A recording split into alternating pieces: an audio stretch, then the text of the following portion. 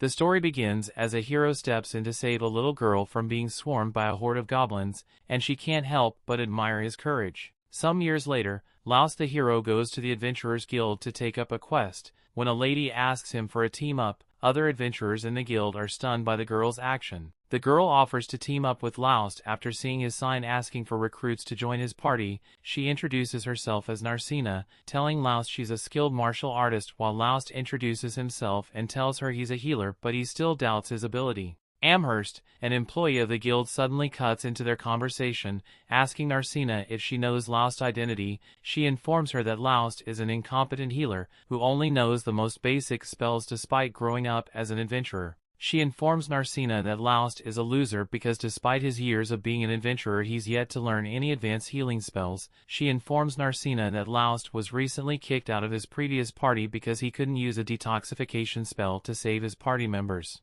Everyone in the town knew about Laost's incompetence, giving them a reason to ignore his recruitment posters. Amherst tells Narcina she will run out of money if she teams up with Laost because he doesn't get paid since he can't complete quests as a healer. Narcina shows Amherst her purse, assuring her that she will be fine because she is well off. Amherst warns Narcina not to walk around with such a huge bag of money because most of the adventurers in the town are gangsters and they will prey on her. Narcina thanks Amherst for the advice, but Amherst offers to help her get into a beginner party after figuring out that she just started as an adventurer. Amherst asks for small handling fee to help Narcina mediate the process, but Narcina turns her down because she's set on teaming up with Laost. Amherst can't understand why Narcina is resolved to team up with Laost, but she obliges her request. She hands them a party application form, telling them to keep it handy so they can always refer to it in case of a dispute. While Laost is filling out the form, Narcina keeps admiring him, glad to have finally met her hero from the past. Laost asks her to write her name on the form and she gladly does so. After they fill out the form, Amherst demands the handling fee from Laost, who reluctantly takes out some money from his little coin pouch. Amherst gladly accepts the fee as Narcina is excited to be in the same party as her hero. They leave the guild as Laost goes over the details of the Mardat Labyrinth. No one has yet to explore its deepest parts, so there is no information about the kind of monster the master of the labyrinth is. Many adventurers were curious about the labyrinth, making the Mardat its largest city as they head to the labyrinth. Narcina wonders if they are qualified to explore it, since they newly formed parties. This recounts Amherst's warning, telling them they can only explore the grasslands of the west since Narcina is still a novice. Laost knew that Amherst's advice was reasonable because the monsters in the grasslands to the west were the weakest compared to the other locations around the city. It is a befitting place for beginners to start their adventuring, but Laost tells Narcina the grassland is so massive that monsters rarely appear. He tells her there are more monsters in the labyrinth, assuring her they won't be harmed so long as they don't venture too deeply into it. Laost's assurances convince Narcina. They arrive at the labyrinth entrance and are about to enter when Narcina cuts Laost off. She tells him she needs to take the lead because she's a martial artist and he's a healer. Laost agreed with her because she made a logical suggestion. Narcina leads the way and Laost follows behind her, marveling at her youthful enthusiasm. They enter the labyrinth, and though Laost is glad that Narcina is so motivated, he wonders if her combat skills match her enthusiasm. They suddenly encounter monsters in the labyrinth and Narcina immediately takes them down. She takes down the goblins so easily, trying to show off her strength to impress Laost, who commends her for being strong. Narcina gladly takes in his praises, glad to be useful to her hero. The monsters drop an item which Laost and show off to Narcina. He tells her adventurers make a living by selling monster drops like the magic stone to the guild. Narcina wonders why the magic stone is so valuable to the guild, and he tells her they make use of the magic which resides in the magic stone. Laost teases Narcina for knowing little about adventuring despite claiming to be an adventurer.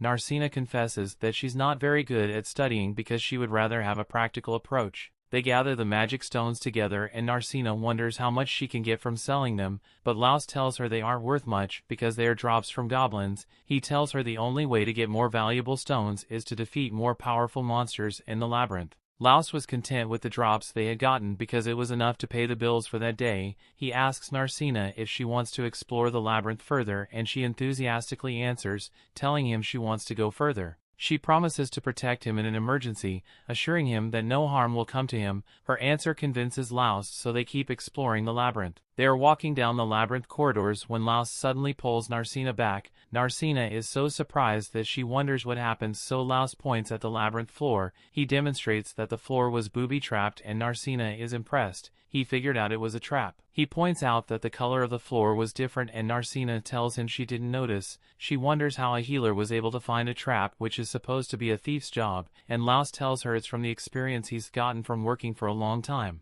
They keep exploring the labyrinth and crouch down to avoid being seen when by a patrolling half-orc. Laust wonders why a mid-level monster is in the upper level of the labyrinth because it is unusual for them to appear there. Narcina suggests that they turn tail and run away since the monster outclasses them, but Laust assures her they stand a chance against it if they combine forces. Narcina agrees to battle the monster, so they come out to face it. Narcina rushes at the monster, who takes a swing at her, but she dodges. She jumps into the air and lands a kick on the monster, hurting her legs because the monster's skin feels like a brick wall. The monster raises its club to attack again and Narcina takes advantage of its slow movements. She dodges the monster's attack but gets distracted by some flying debris that scratches her. The monster attacks again and she blocks it just in time to avoid taking damage, but the monster corners her. The monster attacks, swings its club once again, certain it's going to get a guarantee hit, and Narcina accepts her defeat, but Laust steps in to save her. Laust defeats the monster with his sword, triggering memories of when he saved her several years ago.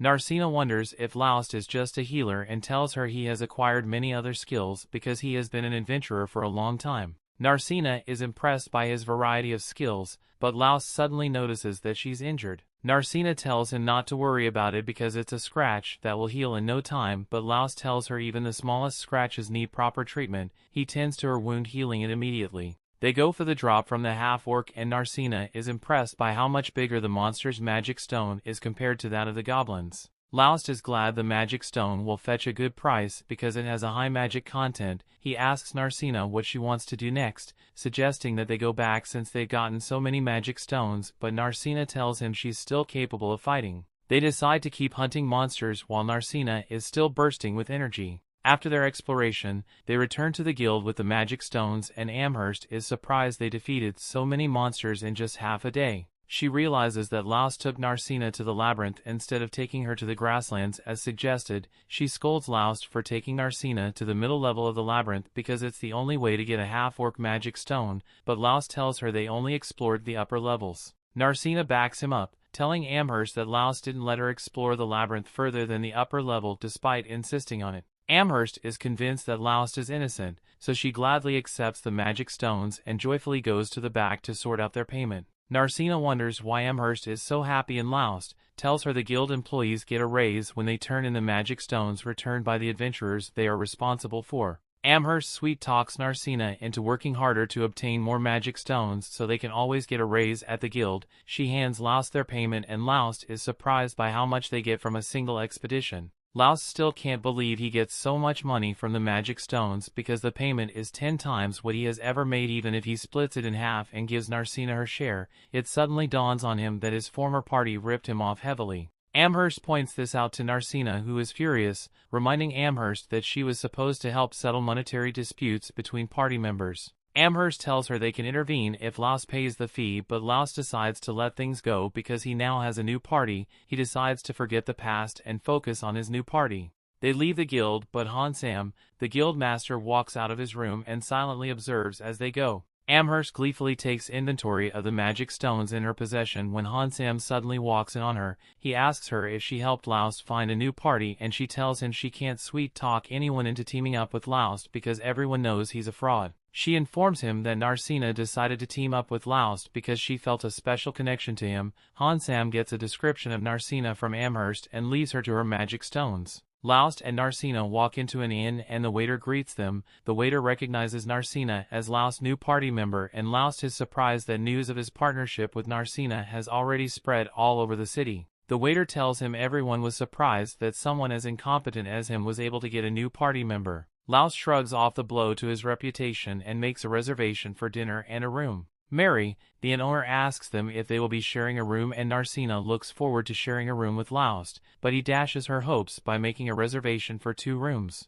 Mary serves them dinner before showing them to their room and Laust thanks her for her service. They go into their separate rooms after exchanging good nights, and Narcina slumps on her bed. Narcina recalls when Laust saved her when she was much younger. After Laust healed her wounds, Narcina swore to become an adventurer just like him and protect him in the future. From that day, she trained to become an adventurer, waiting for the day he would meet Laust again. She immediately traveled to the city after hearing that Laust had been kicked out of his previous party so she could form a party with him. She is content with how things turned out, and though she is happy that they were able to form a party and defeat monsters together, she is disappointed that Laust didn't recognize her. She figures out that Laust couldn't recognize her because her physical appearance has changed since she first met Laust some years prior. She realizes that Laust doesn't need her help because he has become much stronger than he was when they first met, which makes her sad. She snaps out of her misery and encourages herself to continue what she has decided to do. She renews her resolve to protect Laust whatever the cost.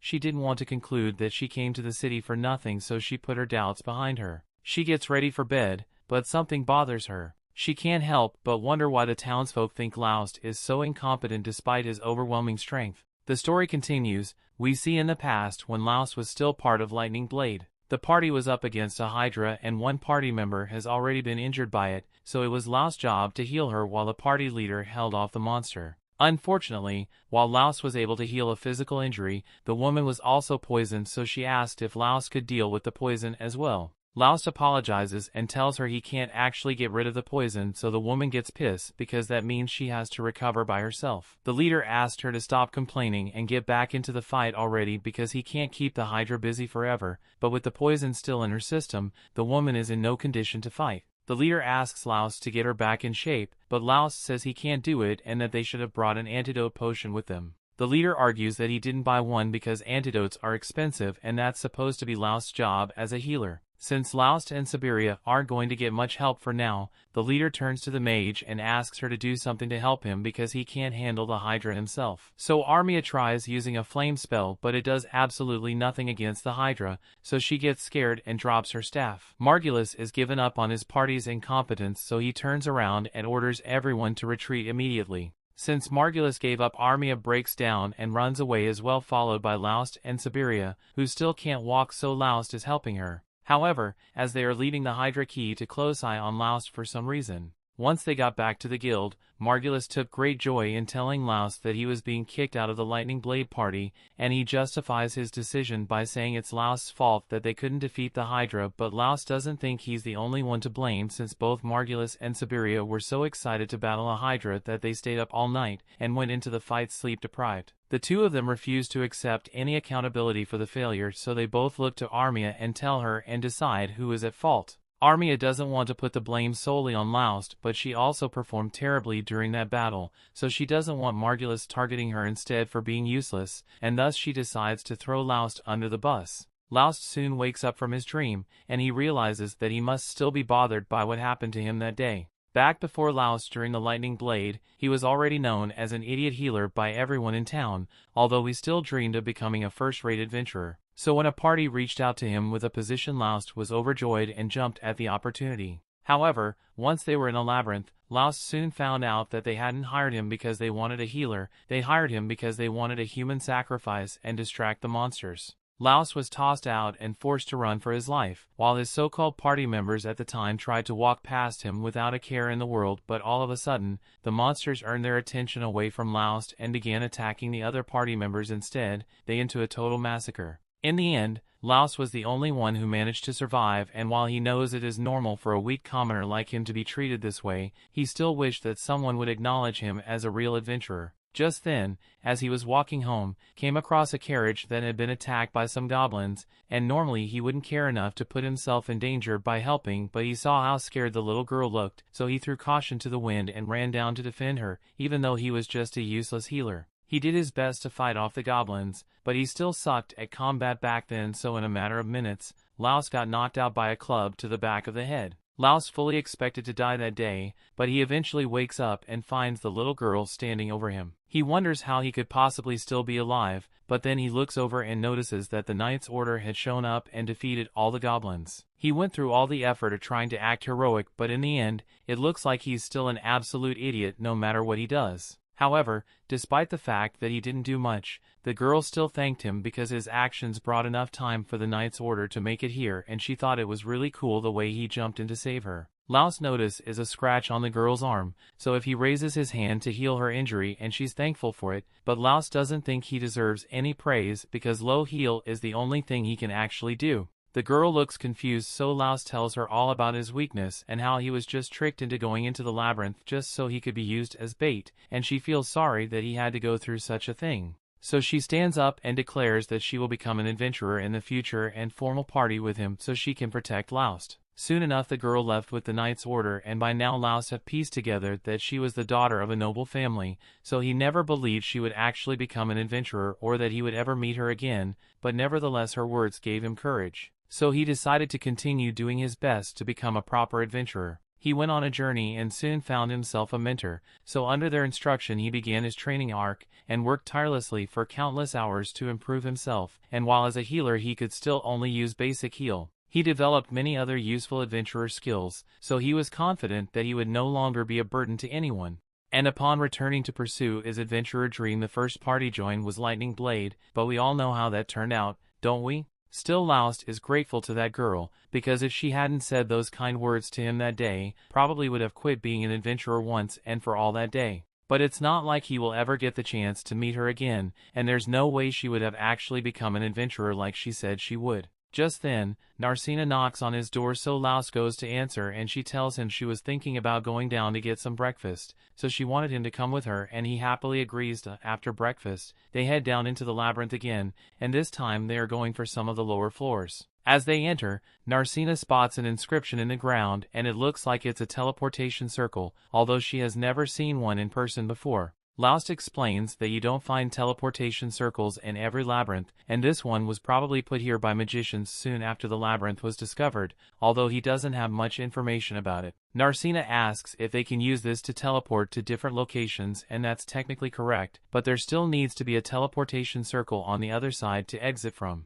That sounds really convenient, so Narcina wishes there was a teleportation circle installed in the city, so they didn't have to walk all the way out here, but the knowledge used to create these circles was lost hundreds of years ago, so there's no way to make new ones. They both step onto the teleportation circle, and after a bright flash they appear on one of the lower floors. Laos tells Narcina that this is one of the mid-level floors, so the monsters here are going to be a lot stronger than the goblins she fought yesterday, and he wants her to be extra careful. Laos and Narcina begin fighting their way through the floor, but Narcina goes off on her own and tries to punch a lich, but Laos warns her against it. Liches are monsters made up of pure spirit energy, so physical attacks won't work on it. Laos suggests they fall back since they don't have anything that can damage the lich, but Narcina says she actually has a trick up her sleeve that she may be able to work against it. Laos decides to trust her, so the two of them face off against the lich, and Laos goes out in front to act as bait. He then starts running away, and as the lich chases after him, he runs past Narcina, who is preparing herself to take the lich down.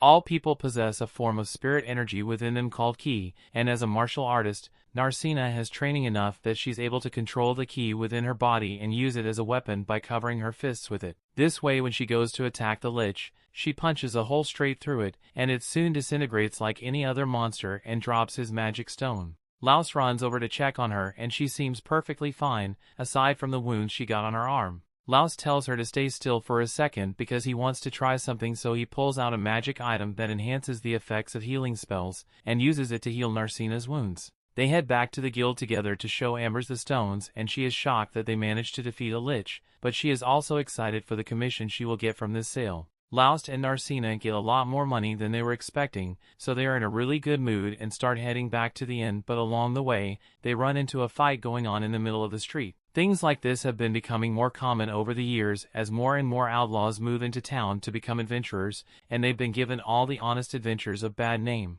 It's a real mess, but there's nothing Laos or Narcina can do to change it, so Laos suggests that they should just enjoy their money and have a fancy dinner tonight. A little while later, Laos and Narcina are seated at their table and then serve one of Mary's best dishes to eat. While they eat, Narcina says she has a question she's been meaning to ask, so she points out to the giant stone pillar on the edge of town and asks what that thing is. At first she thought it was a building, but it has no windows or doors, and it doesn't look like a monument either, so it's really confusing. Laos shares her confusion and explains that he doesn't know what is either. He once got curious about it and asked one of the workers about it while it was still being constructed, but the workers didn't know what it was for, or who was paying to have it built. Narcina can't believe something like that was possible, but apparently an agent just showed up one day with some money and blueprints, so no one ever met the funder. Still, as strange as it may seem, Laos just chalks it up to some billionaire doing random shit, and he's perfectly fine with that since the towers aren't actually hurting anyone, but he also wishes some of that money could have gone towards building a wall for the city since it doesn't have one.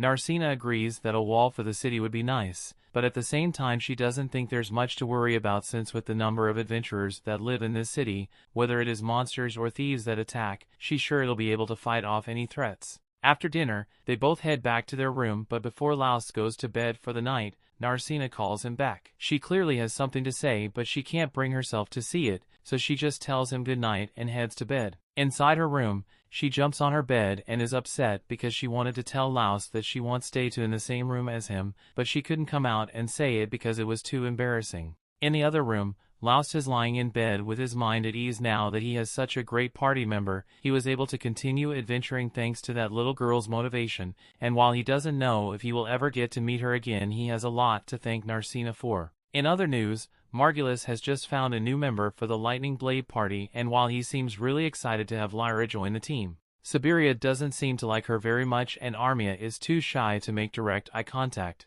Anyway, now that the team is complete again, Margulis is eager to head out and finally defeat that Hydra once for all.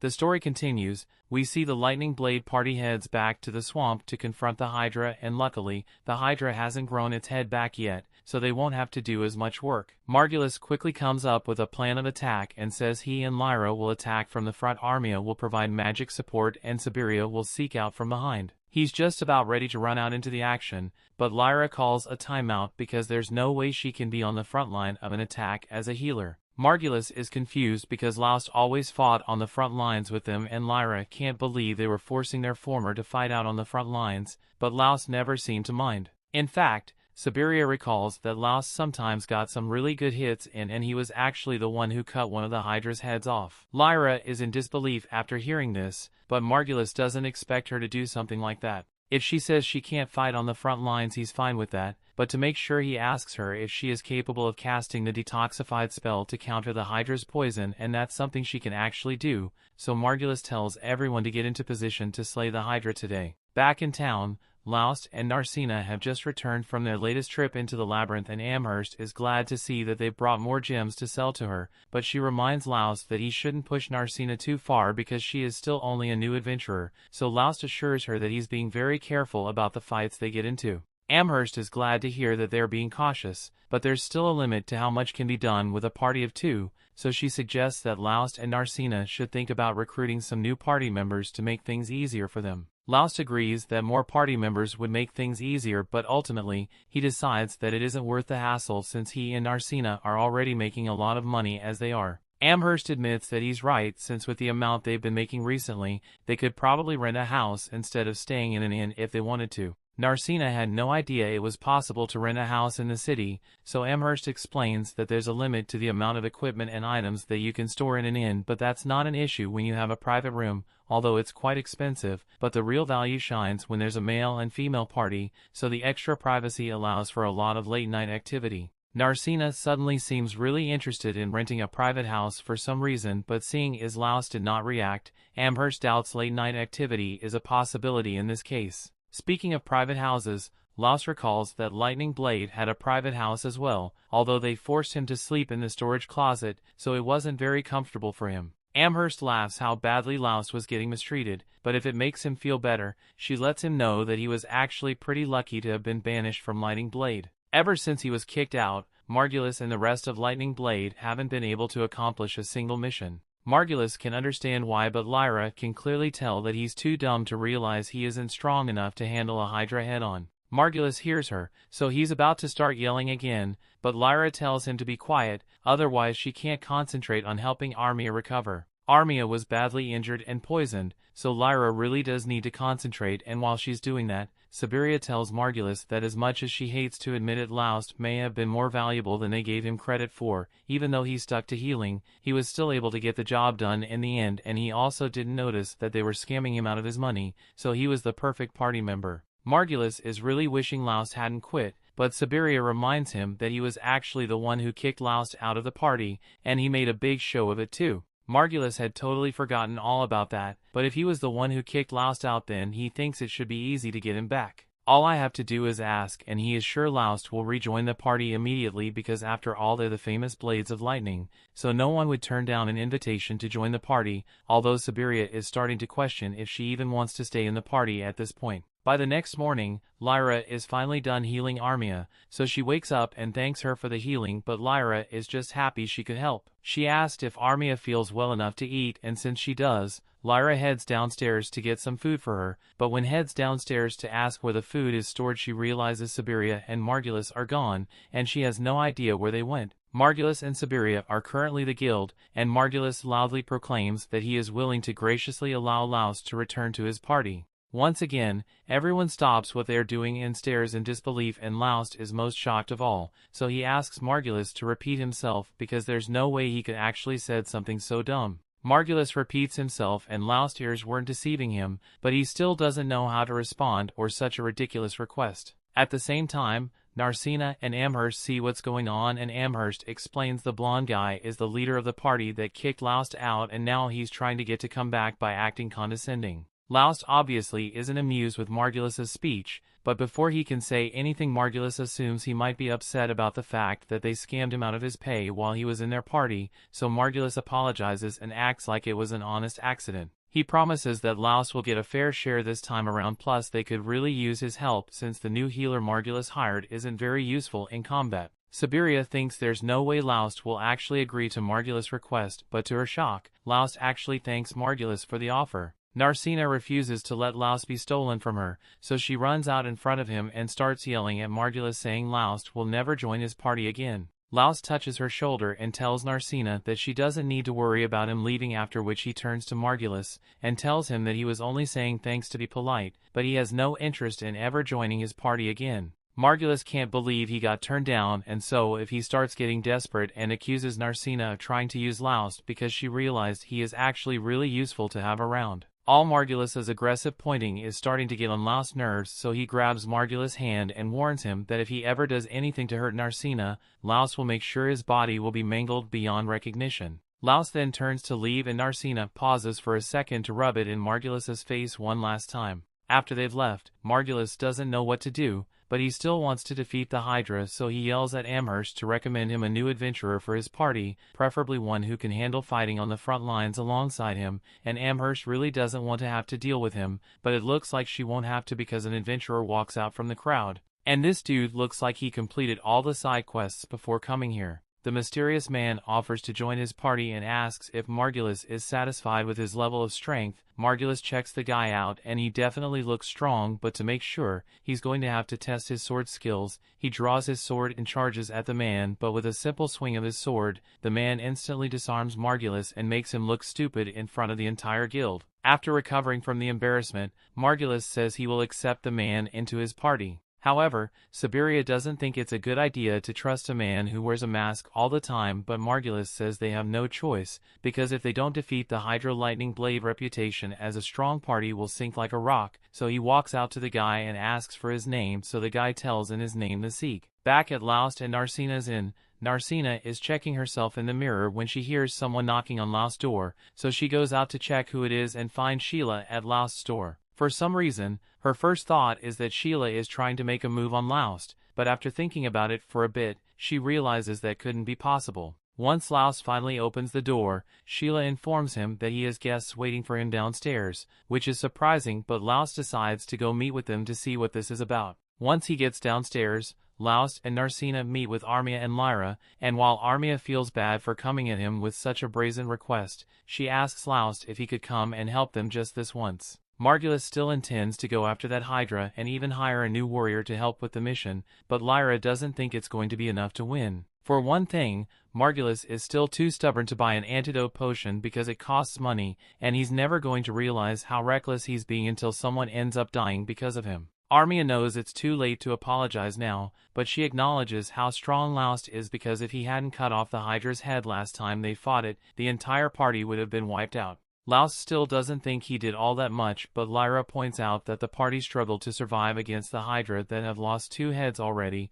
so they would have been dead meat if it was in perfect condition. Laos asks what exactly Armia is asking him to do, so Armia stands up and says she wants Laos to fight with them, because she's sure they can defeat the Hydra if he is there as well. She's basically asking him to rejoin Lightning Blade, but Laos already had this conversation with Margulis earlier today and his answer remains the same. Narcina wonders why Armia seems so determined to help Margulis out since this whole odd party must be horrible for her to deal with. And yes, Armia believes Margulis has a lot of flaws, and I mean a lot. Even so, he's still her party member. Narcina becomes angry after hearing this because Laos was her party member as well, but she did absolutely nothing to support him when he was being mistreated. Armia begins crying and apologizes for what she did to Laos, but at the time she was scared that if she didn't go along with what Margulis said she would be kicked out of the party as well. She's a new adventurer, so she doesn't know any other parties to go to, but she now realizes that what she did was wrong and that Margulis is wrong for the way he treated Laos. But even though she doesn't agree with Margulis's way of doing things, she still doesn't want him to get himself killed in an unwinnable battle. Lyra tells Laos that Armia is serious about her apology and she's been agonizing over it for a long time, so while she understands Laos can decline the request, she asks that he at least consider accepting Armia's apology. Laos gets up and tells Armia that he holds no grudge against her, so he will accept her apology, but he still has no intention of returning to Lightning Blade. Armia is disappointed, but she accepts his answer and says she won't bother him about it anymore. Just then, Mary comes over and she's brought a whole feast to cheer Armia up since she looks like she hasn't been eating well. While Armia is eating, Laos talks with Lyra and asks if there is any way for her to take Armia and leave Margulis' party, but if she could have done that she wouldn't have come here in the first place. Laos knows how Margulis treats people, so he suggests that Lyra should lead his party anyway, but Lyra refuses to do that since she would be leaving Armia to defend for herself under the leadership of that idiot. The next day, Margulis finally introduces Lyra to Sieg since they will be fighting the Hydra again today, but she seems to recognize him from somewhere, so she wants to have a word with him. She asked what he's doing here and why he is disguising himself, but Sieg is still trying to pretend that he has never met Lyra before, so he tries walking away, but as he does so she notices the sword on his back which used to belong to a person named Ronaldo, so she accuses him of stealing it, but Sieg denies it and says it was handed down to him as a gift, so he's no thief. He may have cleared his name of theft, but the fact that he admitted knowing Ronaldo lets Lyra know that he is indeed the same Sieg she knew. However, she decides to keep his secret identity hidden, since it seems important to him. Later on in the day, Laos and Narcina are heading into the labyrinth as they usually do, but he can't help but worry about Armia and the rest of Lightning Blade because he has no idea if they are truly ready for the battle or not. The story continues. We see Narcina tears through some works the same way you tear through a bag of Cheetos at 3 a.m. Our blue-haired bombshell of a heroine demonstrates exactly why she's the perfect partner by single-handedly dispatching the entire group of monsters with ease. Laos is impressed, but Narcina already eager for the next challenge. Unfortunately, Narcina lost her Ozempic prescription and she's hungry, so the next challenge ends up being lunch. The two find the perfect spot on the dirty dungeon floor, but instead of bringing some packed sandwiches, Narcina surprises Laos with a huge feast. It turns out that Betty Crocker forced them to take the leftovers from earlier, but somehow Laos didn't notice Narcina bringing the giant box of food. As they stuff their face holes, Laos explains what kind of monster his old teammates are up against. The Hydra is a truly terrible foe, with more muscles than a JoJo protagonist, and a body covered in scales strong enough to deflect both physical and magical attacks. As if being indestructible wasn't enough, it's also filled with protagonist-killing poison. These dragons are somewhat rare, but among other monsters of its caliber, it's the most common. Thanks to this, the Hydra has been studied extensively by past adventurers, and they have come up with a number of methods in order to deal with it. Its poison will have anyone spraying blood from both ends, like they just ate a Taco Bell taco filled with broken glass, but luckily there's an antidote available for purchase. It's rather expensive, however, which is why Laost's old broken team didn't have one before. Laos explains that his old team will have to rely entirely on their new healer's detoxifying magic. Narcina can't help but feel a little nervous hearing all this, but Laos soothes her fears when he describes the kind of people in his old team. Its leader Margulis may look like the free hero you get in mobile games, but he's actually a really exceptional swordsman. As long as he doesn't run for his life and doesn't underestimate his opponent, Margulis can be quite formidable. Laos also knows Siberia that she has top-notch speed and agility. Her talent for stealth could be enough to sneak up on any monster, even one with as many heads and eyes as the animators decided to slap onto this thing called a Hydra.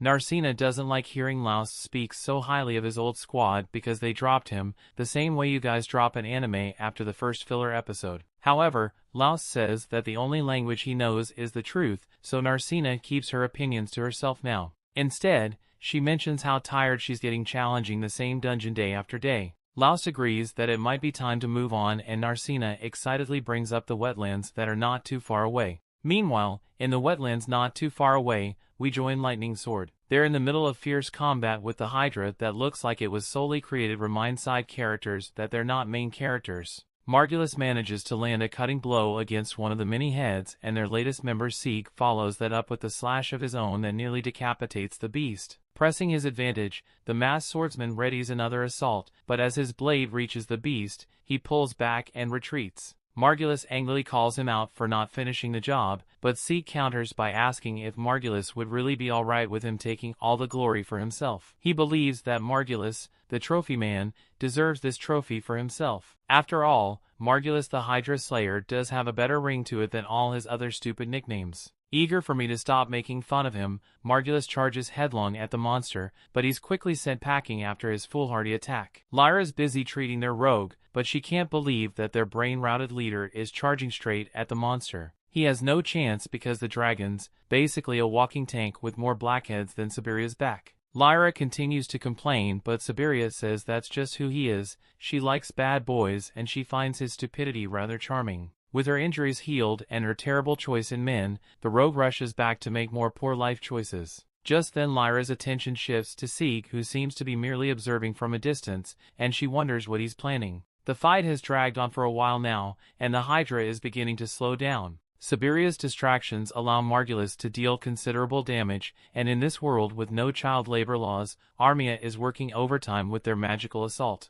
With their powers combined, Lyra is confident that the Hydra will soon fall. Her hopes are shattered when the Hydra sends a huge rock into the chest of the little child labor who now wishes she was assembling Nikes like the other kids. Armia is terrified to see that the monster has now fixed its gaze on her. She lets out a blood-curdling scream as it draws close, and things take a dark turn as something strange begins to happen. A dark smoke-like substance begins emanating from her body that no one can identify until Seek points out that it's fear. As it turns out, fear is exactly what monsters like to Hydra feed on to grow stronger. What's odd is that fear is not something usually visible to the naked eye like this. The team soon realizes that they have been surrounded by the smoke as it flows in from every direction. Lyra shocked to realize that what they are seeing is mana, something only found in the deepest parts of the labyrinth. Mana, fear, or whatever this mist is, the Hydra absorbs it hungrily and it begins to change. With enough magical power, monsters are capable of mutating something that can often increase their abilities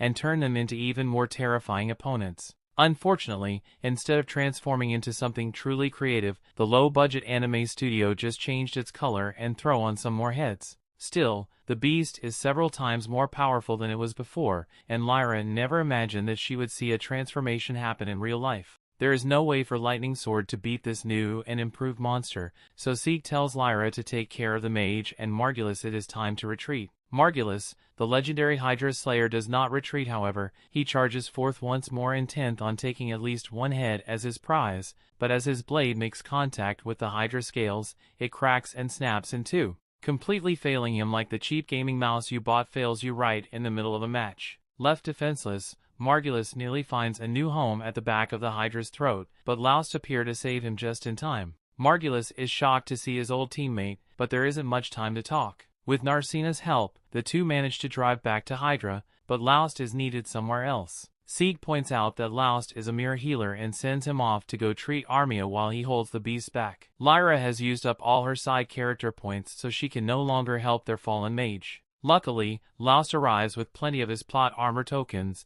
so he uses his humble heal ability on Armia. Lyra exclaims that the basic heal spell won't nearly be enough, but she is stunned to see him use another, and then another heal on top of the. Lyra is confused and wonders if Laust is glitching out as he says heal a bunch of times, but Siberia explains that Laust is just doing what he always does by layering heals. Even the Golden Boy says that this is pretty common for Laust, but to Lyra, that makes no sense whatsoever. Putting a band-aid over an injury helps, but putting 10 band-aid on top of the first doesn't make the wound heal any faster. Fortunately, this not be known at all, it's proven quite wrong when Armia reawakens thanks to Laust. Lyra can only wonder just who Laust really is, and Armia thanks him for keeping her alive, so she won't be fired for leaving work early. Nearby, Sieg has done what he can to hold the Hydra, but it appears that the monster has been waiting for Laust. It's as if it remembers him and now wants revenge. Thankfully, Narcina and Sieg there to help as the three ready themselves for the dangerous fight ahead. The rest stand back and decide to watch from the sidelines while the real heroes go to work. The great Hydra Slayer has no complaints either,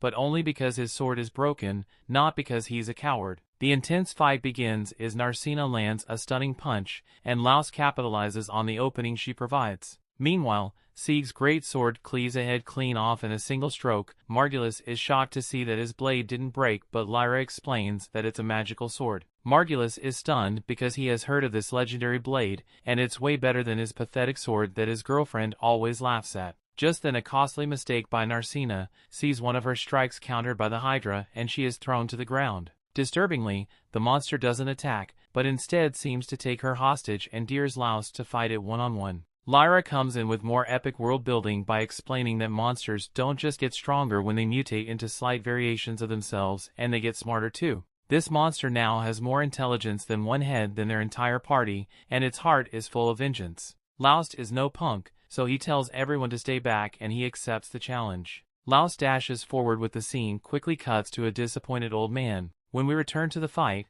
we see the Laust has been defeated. Even though the dragon has 1,000,000 IQ points, it's still not above flexing on noobs, so it's taunt Laust with a battle cry. Laust just hopes that the dragon won't start teabagging him, and he reaches out to his loyal teammate before losing consciousness. The others tremble in fear as they're out of options, but Laust's body begins to pulse. Everyone is shocked as our hero finds the strength to rise again, this time burning with the terrible aura. It turns out that the mysterious old man was not disappointed by Laust's weakness, he was disappointed that the power inside Laust that should have remained in eternal slumber has now awakened. Just then a glowing horn spots from Laust's forehead, as he's infused with the sudden burst of power. The dragon instantly senses the danger, so it moves in to end the fight quickly, but it's too late. With one fell swoop, Laust destroys the Hydra, cutting it down to size before he himself collapses unconscious. When our favorite OP healer awakens, he finds a very worried Narcina leaning over him. Thankfully, Lyra was there to heal him back to health, but she reminded him that such magic doesn't grow on trees,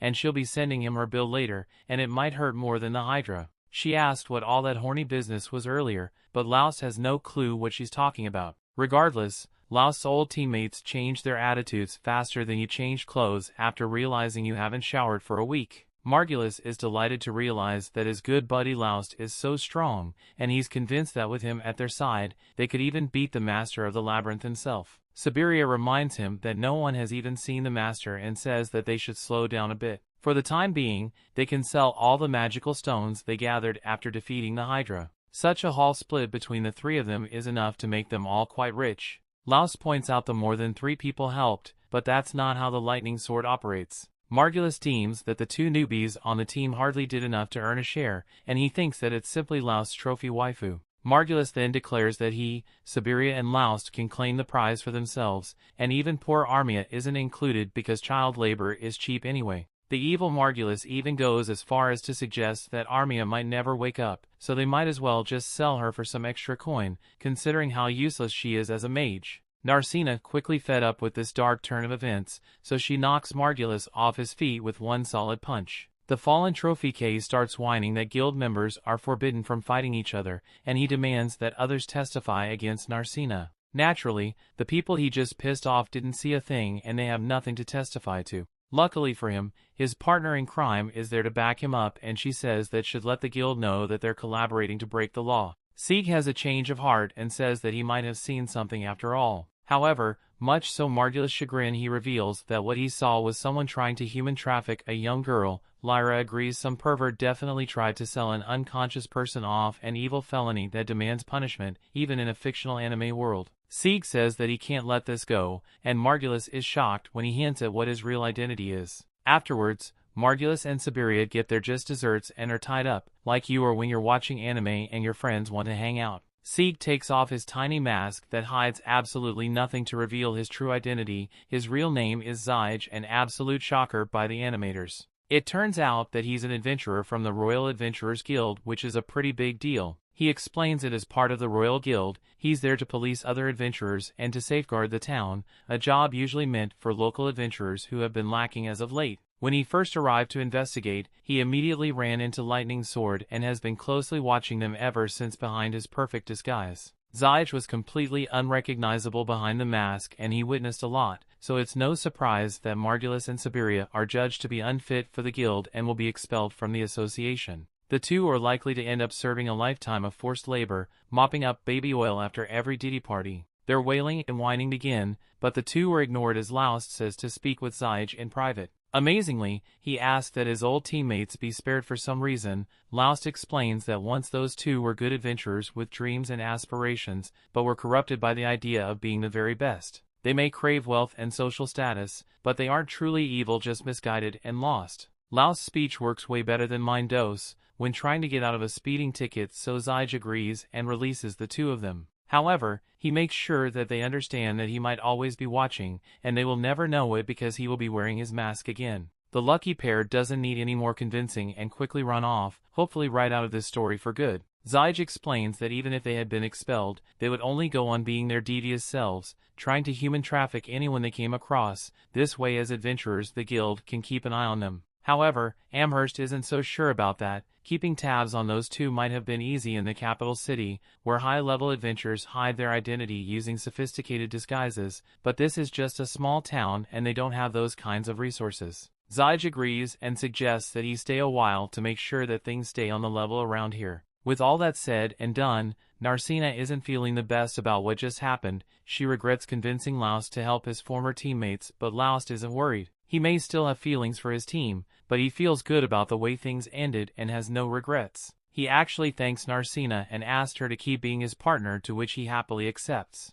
That night, Zyge and Lyra discuss his true mission. As Zig explains it, he's here to investigate the town in light of all the mutations going on, like the Hydra they just brought down. It turns out that he used another disguise on top of his old one to hide from even the higher-ups. It was a mustache and practically wiped his existence off the face of the earth. With the information he gathered, he thinks that the Adventurers Guild is directly responsible for the mutations, and he even suspects that the boss in charge might be behind it all. He asks Lyra to help him and to form a party together like they did in the old days. Lyra, while hesitant, agrees on one condition: Armia the mage has to join the party too. Zyge welcomes a new addition and says that he's going to need all the help he can get, especially now that he has witnessed the kind of monster-like strength Laust displayed in their fight. Someone like Laust demands all of their attention. The story continues. We see the next day, Sieg and the others meet up with Laust and Narcina for breakfast, and they tell them about their decision to form a party together. Narcina is surprised to hear this, but their party composition is pretty balanced since they have a warrior,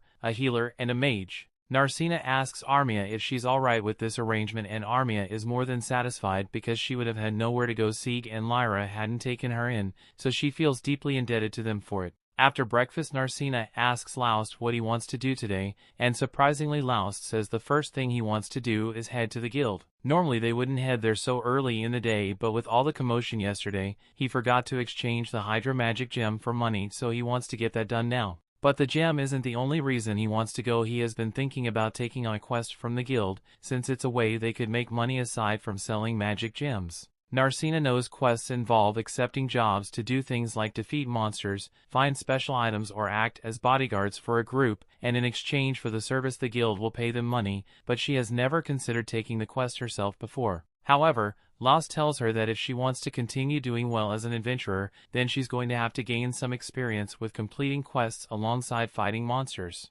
Narcina has touched that Laust is thinking about her so much, but when Laust notices that she's gone quiet, he asks her if something is wrong, and his face is a little too close to hers, so she's all embarrassed and tries to change the subject. A little while later they finally arrived at the guild, but it seems like all eyes are on them for some reason. Narcina wonders why the atmosphere here seems so hostile, but then Laust overhears some of the adventurers gossiping about how he single-handedly slayed the Hydra, and he now understands what's going on. He pulls Narcina aside to warn her that they are going to need to be careful from now on since the others in the guild have learned about their fight with the Hydra, and there may be some people here who will try to steal the Hydra magic stone from them since it's really valuable. Just then Laust and Narcina are approached from behind by a group of adventurers, and Laust recognizes the leader as Marnell. Marnell says he wants to have a little chat with Laust, but Laust is hesitant to agree since it looks like Marnell is trying to jump him. Marnell realizes there has been a misunderstanding here, so he tells his guys they are making Laust nervous so they should go wait outside for a minute.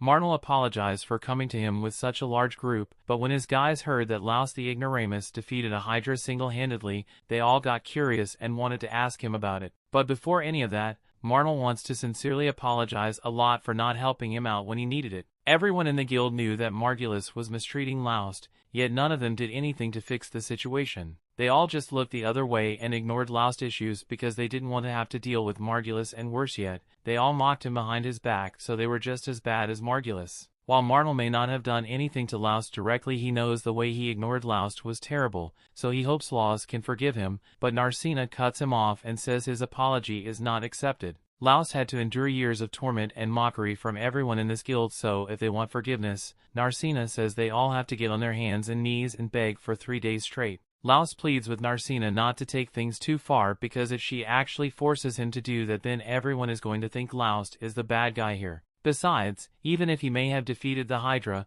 Laust is still an inadequate healer who can only use one heal spell, so he doesn't think they were wrong when they called him an ignoramus. Laust clearly hasn't learned anything about self-respect because he tells Marnell it's okay for people to keep calling him Laust the Ignoramus, and extends his hand for a handshake to show that he has no hard feelings about it. Marnell shakes Laust's hand and tells him that if he ever finds himself in trouble, then he and his party will do whatever they can to help. Now that that's over, Laust and Narcina finally take the Hydra gem to Amherst so she can appraise it, but Amherst is left in utter disbelief because this is the most unique magic stone she has seen in a long time. The Hydra's mutation caused a drastic change in the composition of the stone, so now she says it might be worth well over 10 times the original price. Monster mutations don't happen often, so any mutated stone would be worth a lot on its own, but this one is from a Hydra, so it's especially rare. The fact that the Hydra mutated in the wetlands is also a problem though, since monster mutations require an enormous amount of mana, and the wetlands normally don't have enough mana to facilitate yet. It's possible for mana accumulate outside the labyrinth, but it's unlikely for that to happen naturally, and there's also the fact that Laust and Narcina encountered a high-level orc on the upper floors of the labyrinth, so there's definitely something going on in there. Narcina asked why the guild hasn't done something about this, like send an expedition out to investigate the cause of these strange occurrences, and that's a good question, so it's Hansam, the branch manager, happens to be walking by. Laust and Narcina decide to report the matter to him. In Hansam's office, Laust and Narcina give detailed accounts of the high-level monsters on low-level floors and the Hydra mutating outside the labyrinth, but Hansam doesn't seem to care. Laust tries to convince him that this is a serious issue, since if they don't find out why monsters have been getting stronger lately, then other adventurers might end up getting hurt. But once again, Hansam says he doesn't have time to deal with such a trivial matter, and if adventurers end up dying because of something like this, then they were probably better off dead anyway. Laust sees that Hansam has no intention of investigating the events, but even if he's not going to do anything about it, Laust suggests that he should at least post a warning to let people know of the new dangers, but Hansam seems at a personal grudge against Laust, so instead he warns Laust to either stop complaining or to get out of this town. They aren't getting anywhere Hansam, so they leave his office, and Narcina is really pissed at him for what he said. Laust tries to calm her down and says Hansam is probably too busy to deal with the issue, but that's not why Narcina is angry. She's angry because of the way Hansam treated Laust, because there was no reason for him to be so hostile, but Amherst tells her that that's just the way Hansam, the master of this guild, Mist, is an old and reclusive person, so they almost never leave their office. That's why Hansam has been left in charge of running the guild, and though he may not be the best person, he gets the job done, so there aren't many complaints about him. The only problem is that he expects everyone to be perfect, so he would constantly berate people for even the slightest mistakes, and that really gets on her nerves. That aside, Laust says she has a favorite ask of Amherst since he was hoping to pick up a quest with Narcina. Amherst is more than happy to help, so she brings out a list of all the quests that are available at the moment and allows Laust to look through it. The quests all seem to be pretty mundane, especially this one about a guy looking for a fishing buddy in the labyrinth, so Narcina is really disappointed. Amherst understands that Narcina thinks it's a bit lame, but she would still be getting paid for it, so it's an official job and she shouldn't look down on it. While Laust is looking for the rest of the list, he notices a quest which involves defeating a monster, and Narcina seems to be a lot more excited about this one, since it sounds like it will be action-packed. She says she's interested in taking this quest, but Amherst is a little hesitant to let her have it since it's not exactly a good fit for their party. The quest is to eliminate a phoenix that lives near one of the mid-4 teleportation circles, and if they manage to pull it off it would earn them a lot of money, but a party consisting only of a healer and a martial artist won't stand a chance against that kind of monster. Laust agrees with Amherst on this since it would be practically impossible to defeat a flying phoenix when they don't have a long-ranged attacker. Amherst says she would only allow them to accept the quest if they had a warrior and a mage, as well as another healer to use area heal to help everyone recover. Laust thinks about it for a second, and he just so happens to know party with a warrior, a mage, and a healer that could help with this quest. A little while later Laust meets Sieg and the others to discuss the Phoenix subjugation mission, and both Lyra and Sieg seem to be on board with the mission, especially since it would make it easier for Sieg to keep an eye on Laust. Before they agree anything though, Lyra asks Armia if she's willing to partake in the mission, and Armia says she doesn't mind, but she asks Laust if he's sure he wants her to be a part of the group after the way she treated him. Laust says he's not mad at her for what she did, and as long as she acknowledges that the way she acted was wrong, he feels like he can trust her to do better in the future. Now that they've agreed to work together, they need to begin preparing for the mission, so everyone heads to the market and starts shopping for the gear they will need. After shopping for a while, Laust tells Narcina that he wants to stop by a medicine shop so he can get a few medicinal creams because burn wounds heal a lot faster if you use medicine on them, in addition to healing magic. Narcina is amazed by how much Laust knows about being an adventurer, but because he's so knowledgeable,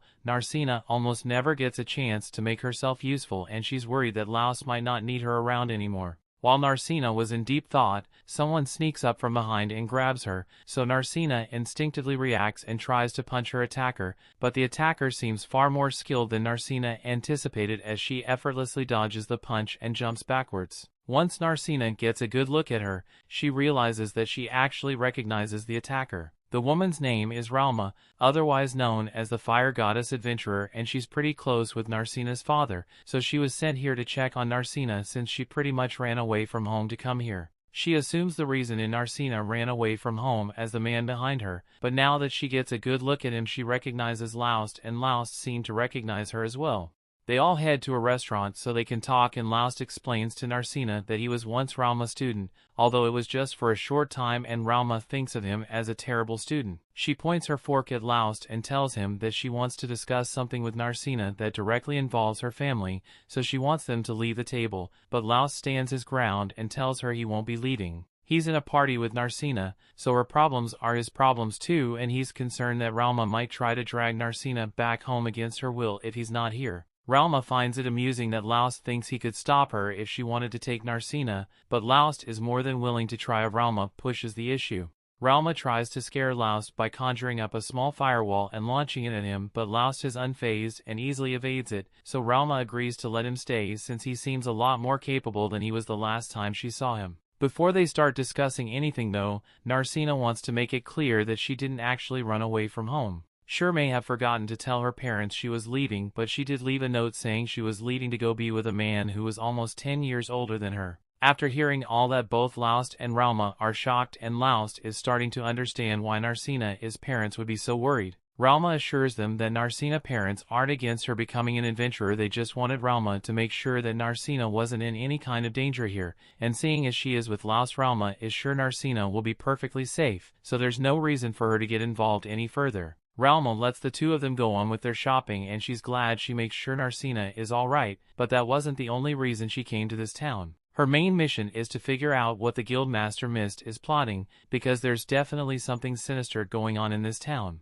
The story continues. We see our group makes their way into the labyrinth with the teleportation circle, and Narcina is on guard the second they come out. But to her surprise, the Phoenix is nowhere to be seen. She thought they would have to fight it as soon as they got here, but Laust tells her the Phoenix wouldn't fit in here. Phoenixes aren't necessarily giant monsters, but the passageway it's too small for any phoenix to crawl through. So the group is going to head a little deeper into the labyrinth to find it. Monsters with wings don't like cramped spaces like these, but the group eventually comes across a wide open area which looks exactly like a phoenix of preferred habitat. According to the info Lyra got about this place is apparently newly discovered, meaning there is a lot of unexplored paths and unclaimed treasure to be found in both Narcina and Armia are excited to hear that, but there's one problem. The Phoenix is in the way of the unexplored territory, so no adventurers have been able to go in, which is why the guild put out a bounty on it. Laust examines the area and finds some scorch marks on one of the broken pillars, so now that he has confirmation that the Phoenix was indeed here, he throws a rock out into the room to make noise and lure the Phoenix to his location. Before long, the Phoenix makes an appearance in all its blazing glory, and the group is ready to take it on. Meanwhile, back at the guild, Amherst is sitting at her desk, bored out of her mind, when all of a sudden Ralma walks in. Amherst is immediately intrigued and rushes up to Ralma to be the first to greet her. Ralma is surprised by how nice Amherst is being considering the fact that she's a guild staff member, and she's right to be skeptical since Amherst is usually anything but nice when it comes to adventures. But after one look at Ralma, Amherst could tell that she's no ordinary adventurer. Amherst has no idea of who Ralma is or what her title may be, but with all the expensive magic items Ralma is wearing, Amherst is sure she must be rich. She asks how she can help Ralma, so Ralma tells her she wants to meet with the guild branch president. Amherst is a bit taken aback since the branch president never accepts visitors, so she asks if Ralma has some sort of appointment, but Ralma never made one. Amherst then asks if Ralma happens to be a friend of the branch president, but Ralma denies that although she does have a relationship with the branch president, but it's more like she wants to kill him. After Ralma says this, Amherst says she can't help since Ralma just admitted to trying it to the branch president. Her nice act also disappears as she starts calling Ralma an idiot, but Ralma doesn't have time to deal with this, so she decides to just commit arson and get it over with already. Amherst runs away and Ralma starts aiming for the branch president's office, but before she fires her shot, Hansam walks up behind her and stops her. He tells Ralma that she can talk to him if she needs anything, and he also informs Amherst that Ralma is known as the fire god, and if she wanted to, she could turn everyone in this building to ash, so Amherst better leave before she makes Ralma mad again. Back in the labyrinth, the Phoenix hasn't come down at all, so neither the swordsman nor Narcina are going to be able to attack it. With how things are going, Laust wishes he had brought a bow instead of the sword, but Narcina thinks they should be fine since it's not like the Phoenix can attack them from way up there. She was wrong, the Phoenix totally can attack from that distance, and it aimed its fireball straight at Narcina,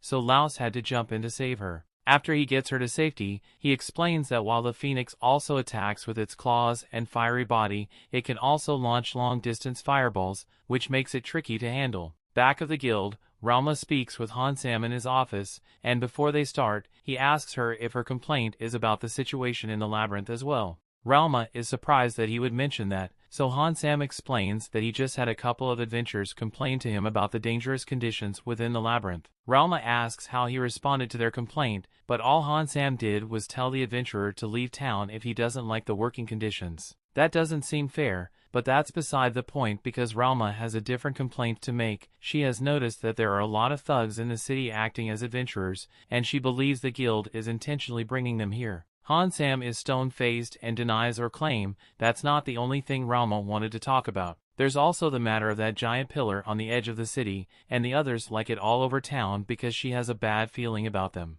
Hansam denies knowing anything about that, but Ralma accuses him of lying because for adventurer towns like these, the guild branch president is basically the king, so there's no way that Hansam would be acting guild president and not have any idea about what those towers are. Hansam asks her if she's got any proof of her claims because if not, she should just leave if she doesn't like the situation here. That's another reason Ralma is suspicious because not only did the guild bring those borderline criminals as adventurers, all the decent adventurers who complain about the guild actions are told to leave the town. Ralma is just speculating here, but she thinks the guild might be planning something that involves sacrificing a bunch of adventurers in this town, so they are filling with criminals who no one would miss, and telling all the decent people to leave instead, and that sounds a lot like someone is planning a labyrinth rampage. Down in the labyrinth, the group is still having trouble dealing with the Phoenix and its fireballs. So far, none of them have been hit. But with all this fires, sooner or later all the oxygen in the room is going to be burned up, and they won't be able to stay any longer if that happens. Right now the Phoenix is just trying to drive them out to protect his territory,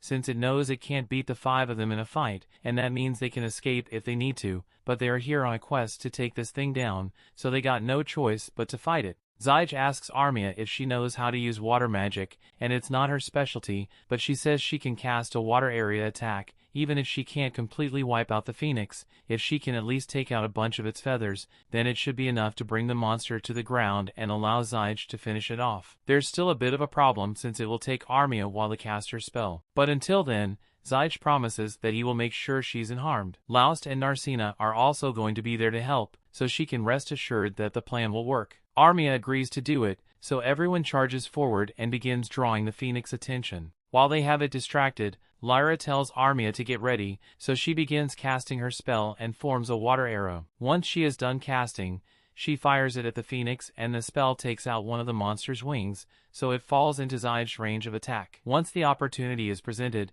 Zyge draws his sword and stabs into the Phoenix's chest, but the cut was too shallow to be fatal, so the Phoenix is able to fly back up and perch on a nearby pillar. It may not have been able to take it down with that strike, but the wound Zyge inflicted has done a considerable amount of damage to the Phoenix, so if they keep up this pace, it should be able to defeat it. Back at the guild, Hansam tries to dismiss Ralma's claim that a labyrinth rampage will occur, but given the recent events that have taken place in this town, she believes is more than likely to happen. The most concerning indicator is the incident with the Hydra evolving outside the labyrinth, and as much as Hansam has been trying to ignore the problems that have been arising, he can't deny that the ambient mana levels in this area have been insanely high recently. In fact, while that conversation was going on, the Phoenix Dawn in the labyrinth began taking advantage of the high mana levels and started evolving. Laust's group sees this, but by the time they realize what's going on, it's too late to stop it because the Phoenix has already transformed and is now glowing bright blue.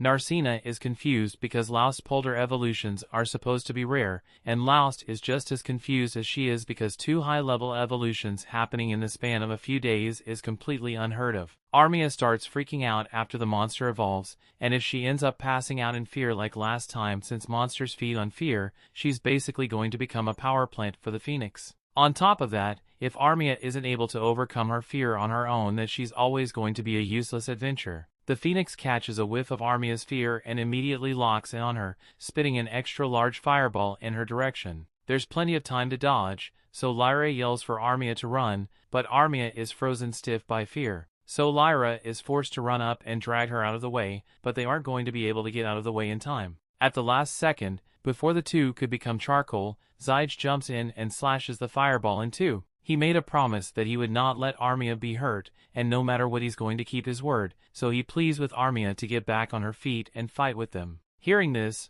Armia finally snaps out of it and realizes that her friends are going to die if she doesn't get her act together. So she stands and apologizes to them and she's ready to cast her spell, but she's going to need them to buy her some time. Narcina is the first to run out and attack the Phoenix since it's within her strike range, but even though she had a clean hit off on it, the Phoenix took no damage and Narcina's fist catches on fire. Luckily, it was just her glove that was on fire, but now she's starting to reconsider the viability of boxing the Firebird. The Phoenix comes back for round 2 and Narcina has no way of defending herself, so Laust jumps in and blocks its attack with his sword. Unfortunately, the Phoenix's flames are insanely hot, so while he manages to save Narcina from getting burned by using his sword, he no longer has a sword to use. Thankfully, while Narcina and Laust were engaged with the Phoenix, Armia had enough time to finish casting her next spell. And while it's difficult to perform 2 attacks spells in a row, she managed to successfully fire a massive ice arrow of the Phoenix and take out one of its wings. Zyge then runs out in an attempt to finish off the Phoenix, but the last second, it starts flying again and Armia doesn't have enough energy to fire another spell, so it looks like they might be screwed.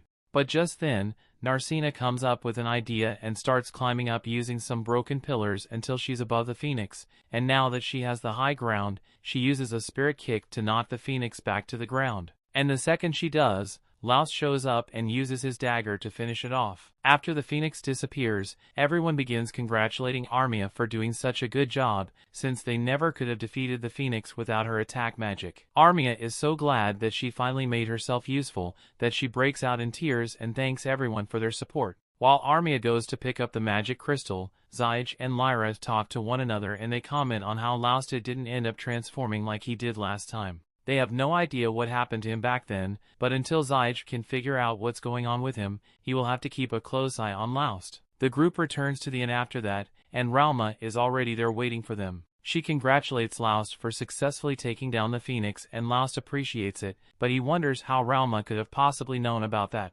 Ralma mentions that she met this particular guild receptionist earlier today, and she told Ralma everything about Laust's mission in exchange for some money. Since Laust and the others came back alone, Ralma assumed they must have succeeded, and that means they will get a lot of money from it, so she asks Laust to treat her to dinner. Laust ends up agreeing he knows Ralma can't handle her alcohol, so he asked her to hold back, but she's not going to listen to him. Once the food arrives, Narcina tells Ralma that the food here is wonderful, but Ralma says she prefers the food they serve back at the mansion. Armia is confused when Ralma mentions a mansion, so since none of the others seem to know about Narcina's family, Ralma explains that Narcina is the daughter of Earl Annalus Rocha. This shocks everyone, but is especially shocking to Laust because he finally realizes that the girl he saved all those years ago was really Narcina. Later that day, Han Sam goes to meet with the guild branch president in his office and informs him that there was yet another mutation. But he also has other news to report, so he tells the branch president that Ralma is in town, and this pleases the president since having his disciple around is going to be helpful. The story continues. We see Laust and Narcina are in the guild to exchange the Phoenix magic gem for money, but when Amherst brings out their payment, Narcina is outraged because it looks way too small. Phoenix gems are meant to be really valuable, and on top of that, this particular Phoenix was evolved, so it should be worth a whole lot more than usual, so Amherst must be trying to scam them if she says this is the only money we'll receive. Now, Amherst may be a money-hungry opportunist, but she's no thief, so she assures Narcina that the money in that pouch is large enough to cover the value of the Phoenix gem and encourages her to take a look for herself. Normally the guild pays adventurers in silver coins, but it would take hundreds of thousands of silver coins to pay for the gem, so Amherst opted to exchange everything for gold coins instead to make it easier to carry. Narcina is stunned once she sees that Amherst was telling the truth, and she doesn't really know what to say at this point, so Laust just tells her to accept the coins already and pays Amherst her fee, before walking off without another word. Amherst is always happy to receive money, but she noticed that Laust seemed a lot more quiet than he usually is. So she asked Narcina if anything happened between the two of them. Narcina follows Laust outside and the two of them sit down to have a snack, but Laust still isn't saying anything, so Narcina is forced to break the silence, and says there's something she's been meaning to ask Laust about. Since they just got paid a large sum of money, she asked if he would like to rent a detached house with her. Laust has taken aback by such a sudden request, but Narcina has a good reason for it. With the funds they currently have available, it is much more economical and secure to rent a private house rather than continuously staying in a hotel. And Narcina already went through the trouble of assessing the current housing market, and not only do they have enough money to rent a house, they could even buy one if they wanted. Something I can't relate to. Laust agrees with everything Narcina has said, but he asks if there is a particular reason she's bringing this up now, like some kind of complaint about Mary's hotel or something. But Narcina says there's nothing inherently wrong with the hotel, it's comfortable and has great food which makes it extremely popular, but precisely because it's so popular, this place is always crowded and Narcina won't admit it, but she really wants to have a place where she can have nice long chats with Laust without any interruptions, and then from there, maybe they will grow close enough to have a more physical connection. Narcina starts getting embarrassed by her unholy thoughts and Laust has no idea what she's thinking, but he tells her that it's still too early for them to buy a house together. He believes it's better if they save their money in case of a future emergency, and besides, they still have to consider this situation with the others. After they got back from the Phoenix hunt, Sieg suggested that they should all form a permanent party together since they work together really well. And although Laust hasn't given him an answer yet, he is seriously considering it as an option. If they plan to go into the deeper floors of the labyrinth eventually, then Laust and Narcina are going to have a difficult time making it on their own. That's why Laust wants to add new members to the team, and he's specifically talking about Sieg, because he is clearly a very strong adventurer. Narcina doesn't want to have to share Laust's attention, but she can't deny that he is right about needing strong teammates, so she ends up agreeing to form a party with Sieg and the others. Later that day, Laust and Narcina meet up with the others and agreed to merge parties with them, so Sieg proposed a toast to celebrate their new party. Mary overhears this and decides to treat everyone to a special meal, and after they are all done eating, Armia is pretty much in a food coma. Since it's getting pretty late, Lyra decides to take Armia to bed, so she picks her up and starts dragging her upstairs. Lyra continues walking to the stairs with Armia, but as she's about to head up, Narcina comes up to her and says there's something she wants to talk to her about. They head up together, and after getting Armia into bed, Narcina tells Lyra about the conversation she had with Laust earlier about buying a house together. Lyra is impressed by how bold Narcina was to ask Laust to live with her, but Narcina says Laust rejected her idea, so she's starting to think he might hate her. Lyra assures Narcina that Laust doesn't hate her, and it's much more likely that he just doesn't want to rush into things because he cares about her so much. Laust doesn't seem like the kind of person to be shy about this kind of stuff, but every man has their own personality, so Lyra advises Narcina to be patient with him. Narcina thanks Lyra for the good advice,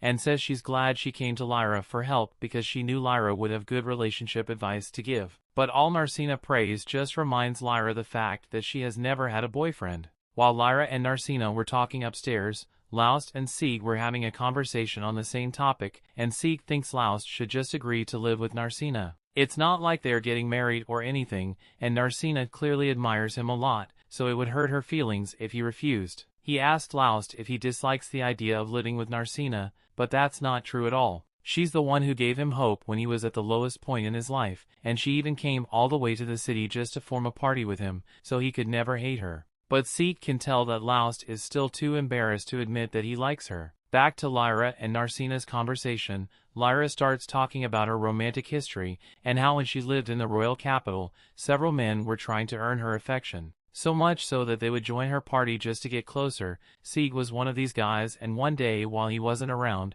another guy tried getting frisky with Lyra completely unprompted, but she refused to let it happen, so she knocked him out and dragged him outside. She was willing to let it go, but when Sieg found out forgiveness wasn't an option, so he kicked the guy out of the city, and then he vanished from the city as well. Lyra has no idea what Sieg was thinking at the time, but Sieg confides in Laust about the same story and explains that he was angry at himself for not being there to protect Lyra, so he didn't know how to face her. After he left the royal capital, a lot of time passed and Sieg ended up coming to the city for a mission, but he never could have expected that he would run into Lyra here, and to top it off, she was even willing to form a party with him after learning of his mission, even though she must have been angry at him. Although Lyra was never angry at him to begin with, she was just upset that he disappeared without talking to her at all. And since then, she's had no idea how Sieg feels about her. Just then, Sheila walks into the room and she says that if Lyra is this bothered by it, then she must have feelings for him. Downstairs, Sieg apologizes to Laust for making him listen to his story, but back to the initial topic, he asks Laust once more why he refused to live with Narcina when she asked him to. Laust isn't entirely against the idea, and in fact it made him happy when she said she wanted to live with him, but there is something he wanted to confirm before he made any decisions. Just then, Amherst shows up at the inn and she's been looking for Laust because she has prepared the investigative report he asked for. Sieg is a bit confused because he didn't think the guild offered private investigations, but Amherst isn't doing this because of the guild. Laust had personally asked her to do a little research for him, which is why she's here after hours. She asks Laust if it's alright for her to talk about this with someone else at the table, but Laust trusts Sieg, so he says it's fine for him to know, so Amherst begins her report on Narcina. Narcina is the only daughter of the Earl of Annalus Rocha, and normally Narcina and whomever she chose to marry would inherit the title from her father, but one day she suddenly said she wanted to become an adventurer. It isn't unheard of for a noble person to become an adventurer, but no parent would approve of their only child taking on such a dangerous job, so the Earl was initially against the idea. However, that all changed because one day Narcina woke up and her hair had randomly turned blue. The main reason Laust didn't recognize her at first was because of her different hair color, and while he knew it changed, he never expected that it all changed overnight. The cause of Narcina's hair color change is still unknown, but when it happened, the Earl suddenly stopped objecting to Narcina's wish to become an adventurer. Laust wonders why the Earl would change his mind so abruptly, so Sieg theorizes that Narcina might soon die, so her father is trying to give her the freedom to enjoy herself before she dies. That's only a possibility, but Narcina is currently strong enough to punch a phoenix out of the sky, so she doesn't seem like she's going to be dying anytime soon. Regardless of the reason, the fact of the matter is that Narcina has her father's consent to be here, which is what Laust was worried about. He didn't want to doubt Narcina when she said she was allowed to come here, but there was always the chance that she was lying because she wanted to be close to him, so he had to make sure she had consent. After Amherst has been paid, as she leaves because she's not interested in this conversation, and once she's gone, Sieg asks Laust what his plan would have been if he discovered that Narcina's father objected to her adventurer status. First off, Laust would have told her to go home temporarily to try and convince her parents properly, but even if that didn't work, he would still offer Narcina as much help as necessary, although it seems like he won't have to worry about that now. The girls upstairs are laying all the facts out, and basically Narcina is the daughter of an earl, yet she trained incredibly hard, drop everything to come here when she found out that Laust got kicked out of his party, and to top it off, she boldly asked him to live with her. They're all really impressed with how proactive Narcina is with her romantic pursuit, and Lyra wishes she could do the same, so the girls come up with a plan to make that happen. They take Lyra downstairs and force her to confess her feelings to Sieg. She asks him if they can have a private chat outside. Sieg doesn't know what's going on, but he can see that she's serious about this, so he agrees to go with her, and while they are outside, she works up the courage to ask Sieg to be her partner. Sieg doesn't see what the big deal is since they are already a part of the same party, but that's not what Lyra meant. She clarifies that she is talking about being partners for life, and when she says this, it finally dawns on Sieg that she's talking about a romantic partnership. All the girls are eagerly spying on the conversation from the door to see what Sieg says, but he's too flustered to give an answer right now, so he tells her he will think about it. Lyra isn't satisfied with this because she has poured her heart out, and all Sieg could say is that he will think about it. But then again, Sieg has never been the type of guy to plan ahead for this sort of thing, so she understands why he would want time to think about it, and she's willing to wait. The girls are all glad that things worked out between those two, but then Laust turns to Narcina and asks her if she has time to talk with him tomorrow,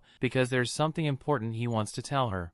The story continues. We see down in the labyrinth, a group of rookie adventurers have been cornered by an orc on the upper floors, and they have no chance of beating it, so they all try to hide until it leaves the area. Luckily, the orc doesn't notice them as it passes, but when everyone tries to make it to the exit, another orc shows up and blocks their path. To make things worse, the first orc is also doubling back, so in no time the group is going to be trapped on both sides. If they don't do something quickly, but not to worry because the leader of the group planned for a situation like this to make sure everyone survives, which is why he brought Keith. But as for poor Keith, yeah, he's not making it out of this one because they're using him as bait to lure the orcs while they escape. Meanwhile, in town, Laust and the others are having breakfast together, but Narcina is so lost in thought that she can barely focus on her food. Sieg and Lyra are starting to get worried about her, and they assume she's acting this way because Laust said he had something important to tell her, but he never told her what it's about or when they would have this conversation. So she's constantly daydreaming about what might be. Lyra tells Laust he should probably hurry up and have that discussion with Narcina, but Laust doesn't want to rush into it because it's a very serious matter. However, if he doesn't get it over with soon, Narcina is going to start eating flowers at some point, so he decides to have that talk after all. He goes over to Narcina, and as soon as he calls her name she nervously jumps up and asks what he needs. Laust tells her that he wants to have that discussion they talked about earlier, and Narcina is eagerly waiting what Laust has to say. But before he could actually say anything, the door to the inn swings open and somehow Keith managed to survive being abandoned in the labyrinth. Sheila seems to know who he is, and she's really worried about him, so she runs over and checks on him and his injuries. A little while later, Laust is fine healing Keith, so he tells everyone that the kid is going to be alright since his injuries weren't as bad as they looked. For now, Lyra and Sheila are going to be looking after them. The others are a bit confused to hear this because it makes sense for Lyra to look after him since she's a healer, but why does Sheila need to be there? Mary comes over and explains that Sheila has been friends with Keith since they were little. Keith is a labyrinth orphan and he's the same age as Sheila, so Mary couldn't just abandon him, which is why she'd often let him hang out and eat with them. She grew fond of him, so she would have happily let him work at the inn, but Keith wanted to become an adventurer, so she let him follow his dreams. He even looked so happy when he told her he got accepted into his first party. But look at how that turned out for him. Laust apologizes to Narcina, but he's going to have to talk to her later because there's something he needs to take care of first. Laust already called and if favored to help track down the people that ditched Keith in the labyrinth, and the guild members have already beaten them up pretty badly for what they did. They offered to let Laust decide the punishment for the treacherous party, but Laust thinks they've been beaten badly enough already. So he tells everyone to cut the party loose. but he makes it clear that he never wants to see the party anywhere near the city again, so the party runs off. Amherst understands why Loust asks for everyone's help to punish that party, but disputes between adventurers are meant to be handled by the guild, so she can't condone them taking actions into their own hands. The adventurers are enraged to hear that since the guild did absolutely nothing to stop those people from abandoning Keith in the first place,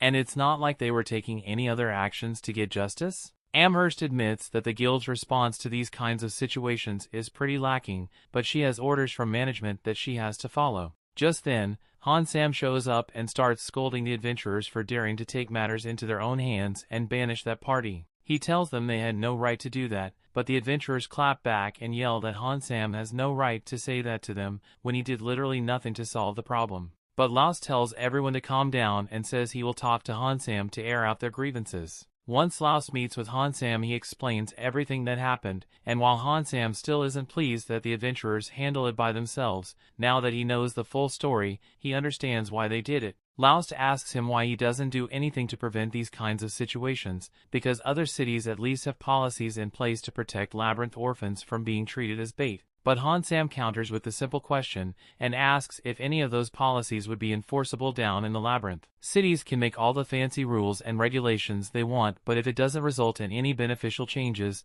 then there's no point in wasting time and money on it. Loust asks if Hansam intends to just abandon all the labyrinth orphans that end up getting used as bait, but he tells Loust he is mistaken about something. Hansam has always made it clear that anyone who doesn't like the way the city operates should leave. And that's not just because he doesn't like complainers. It's because he believes people should only become adventurers if they can handle it. This may be an adventurer's guild, but they never once forced anyone to become an adventurer, and the same goes for Keith, since if he can't handle the risks that come with the job, he should have chosen a different path in life. Loust wants to tell him he's wrong, but he kind of agrees with Hansam about that. However, he still believes that there must be some way to deal with the situation and save the labyrinth orphans. Hansam gets up and recalls something that a man once said, as an adventurer the incompetent are as good as dead, so it's best to be prepared from the start. Loust should remember those words because Hansam was the one who said that to him years ago. And to jog his memory, Hansam shows Loust the scar he got from their time together. Years ago, when Loust was still starting out as an adventurer, he and Hansam got suckered into being the luggage carriers for a party of adventurers, and Hansam was being treated particularly poorly. So Loust offered to help him carry some on his luggage to lighten Hansam's load. However, Hansam refused to accept any pity from someone as incompetent as Loust, so he told him to shut up and stop talking to him. Later that night, while the rest of the party was staying warm near the fire, Hansam's sitting out in the cold on his own away, and he is really regretting his choice to accept this job, even if it paid decent money. A few hours later, when everyone has gone to bed, Loust wakes Hansam up and warns him that there are a bunch of goblins approaching them. He tells Hansam to warn the others while he keeps watch a little longer, and Hansam does as he is instructed. So once everyone is up, Loust fills them in on the situation. The others can't believe it, so they ask Loust if he's sure about what he saw. But there's no doubt in Loust's mind that there are goblins approaching, and there are too many of them to even count. Once the group sees it for themselves, they are in shock because there's no way they can defeat a horde of goblins that large. Their best chance at surviving is if they run away, but the group leader thinks it will be too risky to run away like this. So to buy some time, he and the others in the party decide to use Loust and Hansam as bait to distract the goblins while they escape. Before Hansam realizes what's going on, both he and Loust have been chucked off the side of the cliff and left behind. Hansam tries to call out for help, but Loust tells him that those guys won't be helping them. In fact, this might be the reason the party decided to accept incompetent people like them in the first place. The situation infuriates Hansam, but he can't do anything about it until they get out of here. So he and Loust promise to make it out of this alive with one another and get their revenge on that party for abandoning them. The two battle against the goblins for a long time, but ultimately, there's not much they can do to defeat such a large horde, and there's only two of them, so they are forced to hide in a hollow tree to avoid the goblins for a little while. Hansam is starting to feel like there's no hope of surviving the goblin horde after all, and he can't stand the fact that the other party members are going to survive by sacrificing him. About that, not many people know this, but goblin hordes actually tend to prefer attacking larger groups of people, so if the goblins locate the party, they'll redirect all their forces to attack them. Just as Loust says this, the goblins locate the party and all start running off to attack them. And while the party is being massacred, Loust and Hansam are able to sneak out of their hiding spot undetected. Hansam thinks those guys deserve to die at the hands of the goblins after what they did to him and Laust, but Laust still wishes he could help them since he doesn't like the idea of anyone dying, although it's not like he has the power to save them, so he tells Hansam they should start heading back town. Hansam is about to start following Laust, but all of a sudden he falls to the ground in pain because he has a severe injury on his arm from when he fought the goblin. Laust is shocked and asked why Hansam didn't tell him about this sooner, but Hansam didn't want to make himself a burden when they were in a life or death situation. Laust begins trying to heal Hansam, but Hansam tells him to stop because he's going to attract the attention of the goblins if he keeps this up. He tells Laust to just leave him behind because this is his own fault for being incompetent, so weakling like him has no right to live. Laust yells that he's wrong and tells him that while the world may be harsh on incompetent people like them, there's so always hope for salvation. After that, Laust and Hansam worked together and broke through the goblins' defense lines to make it back to the city. In Hansam's eyes, Laust was his salvation, but what Laust said about the world being harsh on incompetent people was still true. The only difference is that the incompetent ones on that day were the adventurers who abandoned them without knowing the behavior patterns of the goblins they were fleeing from. After Laust and Hansam returned to the city, they went their separate ways, and Hansam had a certain elder who took him in. Hansam learned a lot of things from this person, and eventually he was able to stand on his own feet as a competent adventurer. The elder who took him in as the guild master missed, and that explains how Hansam became a guild employee and is acting as the guild master's right-hand man. But Hansam didn't say all this just because he wants to reminisce about the old days. He is greatly indebted to Laust for saving him on that day, so he wants to return the favor. He tells Laust to leave the city for his own good, and he's not saying this as a threat, but as a genuine warning because he doesn't want Laust to get caught up in what's about to come. Laust doesn't really understand what Hansam is trying to say, so as he leaves Hansam's office, he returns to the other adventurers and tells them that he couldn't get Hansam to budge on his policies. Just then, Amherst pulls him aside and tells Laust that there are actually a lot of people here who don't agree with the way the guildmaster is running things here, which is why she has a personal request for him. Later that day, Laust goes to Narcina and talks to her about the request Amherst gave him. Apparently, there have been a lot of monsters appearing on the roads near the city, so she asked Laust to take care of it before there are any civilian casualties as a result. Narcina understands, but she wonders why the guild hasn't put out a bounty for those monsters. But something like that would require Hansam to sign off on it, and he's not going to do that. There's also the issue of the criminal adventurers all over the city, so Laust offers to help deal with that as well. Narcina understands that Laust is doing a good thing, but it sounds like an awful lot of extra work for them. Laust tells her she doesn't need to worry about that since Amherst said she would give them bonus pay for dealing with the monsters on the road. But since this isn't a guild-approved mission, she's going to be paying the reward out of her own pocket. She really doesn't want to, but she feels like it's only fair since Laust is going out of his way to help. Later that day,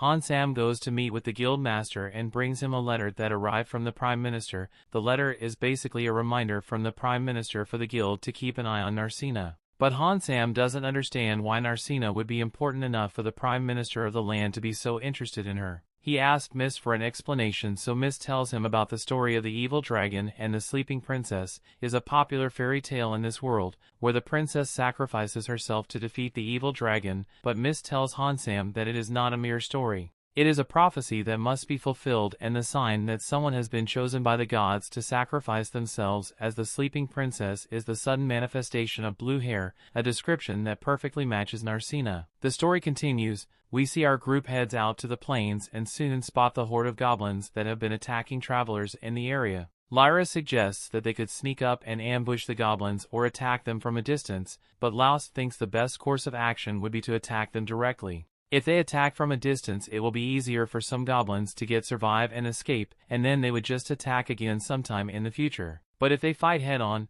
they can make sure they wipe every single goblin out. In that case, Sieg suggests that they should circle around the goblins and attack them from the front, so everyone agrees and start walking across the field. By coincidence, this happens to be the same place where Laust and Narcina first met all those years ago. But unlike back when the horde of goblins attacked, Narcina isn't a helpless princess anymore and Laust is now a capable fighter, and they've both got each other's backs. After fighting for a while, all the goblins have been defeated and the group was getting ready to head back to town, but all of a sudden the ground begins violently shaking both in the plains and within the city, and it looks like the guildmaster knows something about this. Once the shaking finally stops, Loust and the others rush back to town to check if Mary is alright, and thankfully, no one was injured and there wasn't much damage to the inn. But that doesn't mean everything is fine though, because the second later, an adventurer comes running in and he says he's looking for Loust because Marnell needs his help in the town square. Loust and the others head over to the town square to see what the problem is, and when they get there,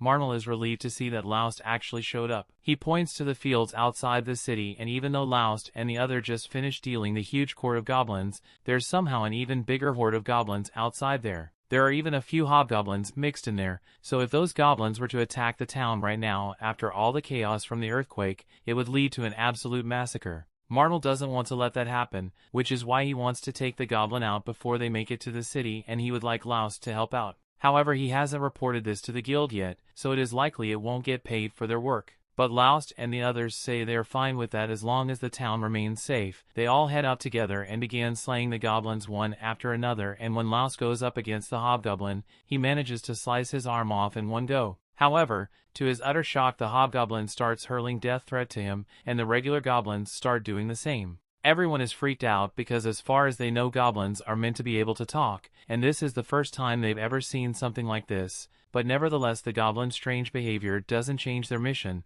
so Loust tells everyone to stay focused on slaying the goblins as quickly as possible. Eventually they manage to defeat all the goblins, and the only one left is the injured hobgoblin. But before it vanishes like the rest of them, it proclaims that even though the humans manage to win this battle, it's sure they will lose in the end, because after what's coming, not a single human will be left alive. After the hobgoblin vanishes, it drops its magic crystal, and from the structure of the crystal, it looks like it was an evolved hobgoblin, but even so, Loust has never heard of an evolution granting a monster the ability to speak, so he is still unsure of what could have caused it. Just then, one of Marnell's friends comes running up and tells them that there's more trouble over by the labyrinth entrance. There are a ton of goblins gathered outside the entrance, at least 3 times the amount of those they fought outside the city, and their numbers are increasing by the minute. There's no way they could possibly handle all these goblins at once, so Loust tells everyone that the best course of action is to retreat for now, but that doesn't mean they are running away, because Loust plans to head to the guild and gather more adventurers to help defeat the goblins, or at least that was the plan. But when they get to the guild, it looks like every adventurer in town is already getting ready to go fight the goblins, and they seem unusually enthusiastic about it. The reason the adventurers are so motivated is because the guild put out a bounty on the goblins that escaped the labyrinth. It's quite a generous amount at that. Part of the bounds he is even paid in advance, so there are a bunch of adventurers who just end up taking the money and disappear to buy some non-existent milk. Narcina asks why they keep giving out advance payments if they know people like that are going to take advantage of it, and Amherst would personally like to stop wasting money. But it's an order from Hansam, so she has no choice but to go along with it. Marnell doesn't think this is such a bad thing, because regardless of their selfish motivations, if all these adventurers go to fight the goblins, the town will be saved. However, Sieg wonders if Hansam might have known something like this would happen, since all the money they are giving out as rewards would have had to have been gathered weeks in advance. Just then, Ralma shows up, and Loust is surprised to see that she's still in town. But since she's here, he asked if she expected something like this to happen as well. For such a large number of goblins to escape the labyrinth at once, there could only be one possible explanation: a labyrinth rampage. Narcina doesn't know what a labyrinth rampage is, but Amherst recalls reading about it in an old book, so she leads everyone into the back to take a look at. A labyrinth rampage is a phenomenon where countless monsters emerge from the labyrinth at once, and while it usually only lasts one day, there have been reports of rampages lasting up to a week, and in a case like that, any nearby cities or villages would be overwhelmed monsters and eventually become ruins. The rampage is caused when the ambient magic in the labyrinth exceeds a certain level, and the only way to prevent it is to continuously slay all the monsters in there, while also allowing the new monsters to spawn in the labyrinth to absorb some of that magic. Now that Amherst thinks about it, she recalls that the whole reason the Adventurers Guild was created in the first place was to ensure that the magic levels in the labyrinth are kept at a reasonable level. That's really useful information,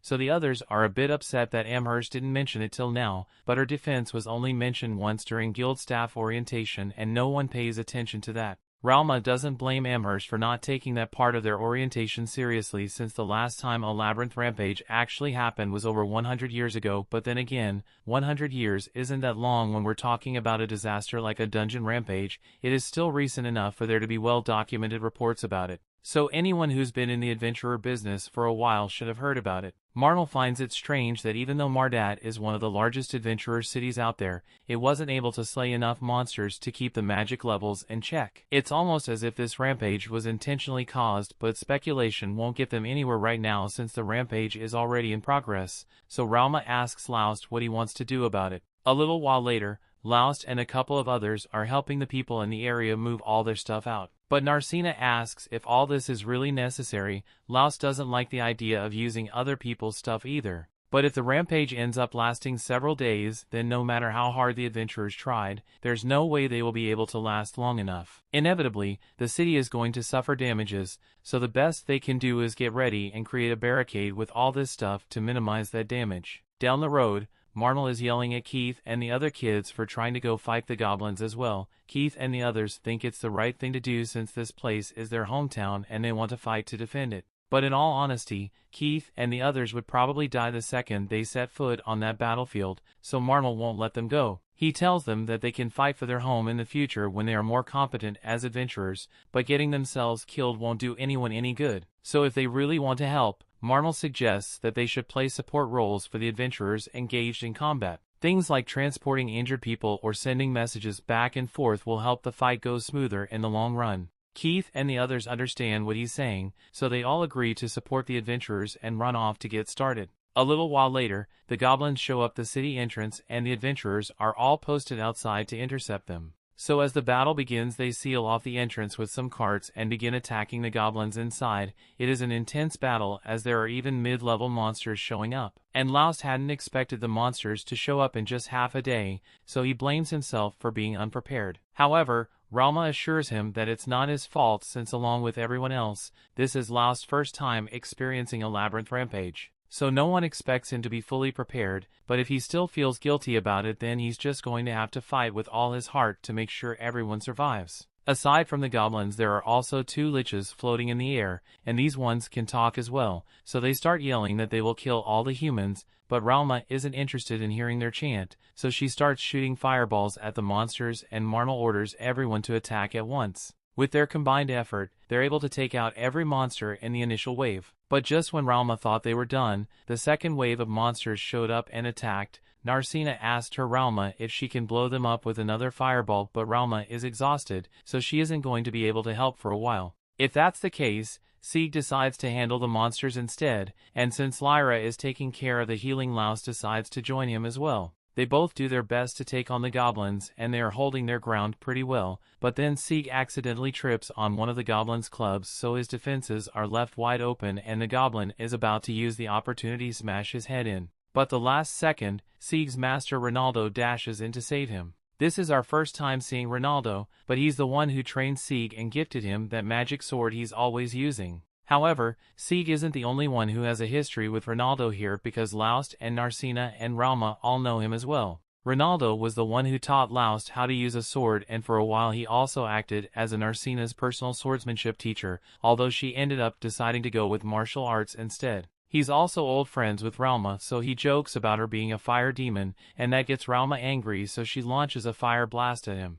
Ronaldo is easily able to deflect it though, and there's a lot he'd like to say to Rauma, but it looks like there are more important matters to deal with at the moment, so he runs off to deal with the goblins. While Ronaldo is dealing with that, a magic door suddenly opens on the side of a building and Hansam walks out telling Rauma that Branch President Mist wants to see her. Rauma is a little suspicious about this whole thing, but she agrees to go see Mist. Before she leaves though, Laust asks if he can come along since there's a lot he wants to say to Mist in person. Surprisingly, Hansam says it's fine for Laust to accompany them and even says Narcina should come as well. Hansam starts leading them to Mist's chambers and Narcina doesn't understand why Mist would want to see her, but Laust tells her everything's going to be fine. Worst case scenario, if Mist tries to do anything, Laust will be there to protect her. However, Rauma corrects Laust because he has no chance in hell of beating Mist in a fight. Mist is even stronger than Rauma is, so she warns Laust and not to attack him under any circumstances. But with that said, the second Rauma sees Mist she launches a massive fireball at his face.